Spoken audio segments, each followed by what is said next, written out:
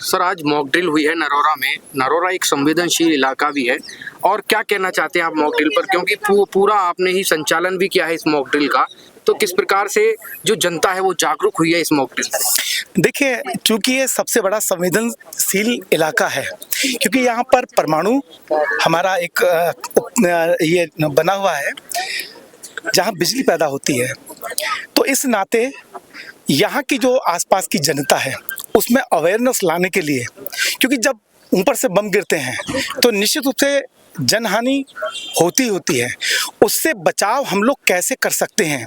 क्योंकि जनता के पास में साधन पूरे नहीं होते हैं, सीमित साधन होते हैं, उनके अपने होते हैं घर के, तो उन संसाधनों से अपनी जान को हम लोग कैसे बचाएं, और साथ ही साथ अपनी जान के साथ साथ हम कैसे अन्य लोगों को उपचार, जो घायल हो गए हैं उनको किस तरीके से उनकी फर्स्ट एड तक पहुंचाएं। तो ऐसा ये मॉक ड्रिल हम लोगों ने यहाँ पे की है, और ये जितने भी हमारे नागरिक सुरक्षा के वॉलंटियर्स हैं वो कहीं ना कहीं ट्रेंड होके आते हैं, जिनके अपने नागरिक सुरक्षा के माध्यम से ये ट्रेनिंग हम लोगों को दी जाती है, लखनऊ में होती हैं या नागपुर होती हैं, तो वहाँ से ये सब लोग ट्रेंड होते हैं, और उसी के आधार पर हम सब लोग यहाँ पे मॉक ड्रिल किए हैं और लोगों को बताए हैं कि किस तरीके से हम लोग अपनी जान माल की रक्षा कर सकते हैं। अच्छा, अभी सर एक सायरन बजा था और सायरन में दो प्रकार की आवाज़ें निकाली गई थी, एक ऊंची और एक नीची। ऊंची और नीची आवाज़ का क्या मतलब है? देखिए, बहुत अच्छा प्रश्न है आपका, क्योंकि ये जागरूकता वाला है आपका। ऊंची और नीची आवाज़ जब हमारी बजती है तो उसका मतलब ये है, वो संकेत है हमारा कि यहाँ पर बम वर्षा होने वाली है, कि हवाई हमला होने वाला है। ऊंची आवाज़ में, और वो 2 मिनट तक हमारा सायरन बजता है, ऊंची और नीची, ऊंची नीची आवाज़ जो होती है। तो हमको ये समझ जाना चाहिए, वो संकेत है हमारा कि हवाई हमला यहाँ पर होने वाला है।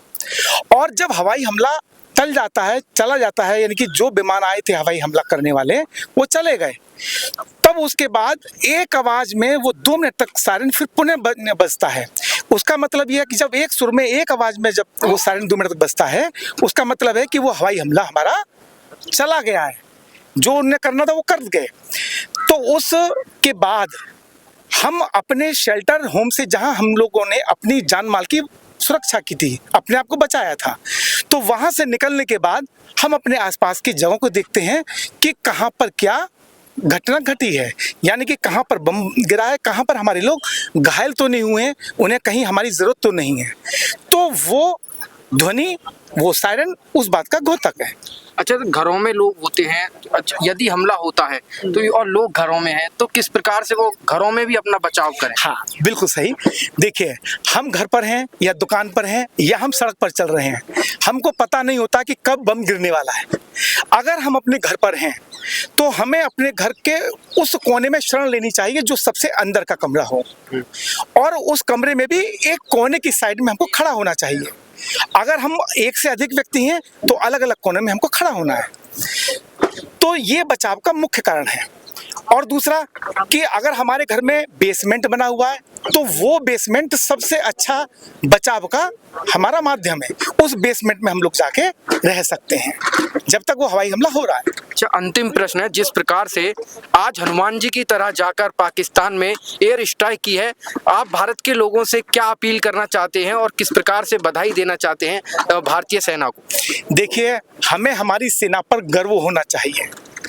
हमारी सेना ने वो उत्कर्ष प्रदर्शन किया है कि जो पहलगाम जैसी निंदनीय घटना है, जिसमें निर्दोष पर्यटकों की हत्या की गई आतंकियों के द्वारा, तो ये काम तो सरकार का है, हमारा तो कुछ है नहीं।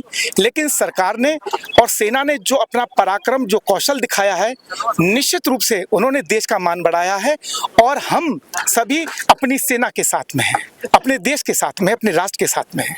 देखिए, इस समय पूरे भारत में तनाव है और तनाव की स्थिति है, उसी को देखते हुए नरोरा में, जो कि एक बहुत ही संवेदनशील सेंसिटिव एरिया है, क्षेत्र है, और उसी के संबंध में यहाँ पर मॉक ड्रिल हुई। सभी सर ने बताया कि किस प्रकार से आपको मॉक ड्रिल से सीखकर, अवेयर होकर अपनी रक्षा स्वयं भी करनी है और लोगों को भी बचाना है।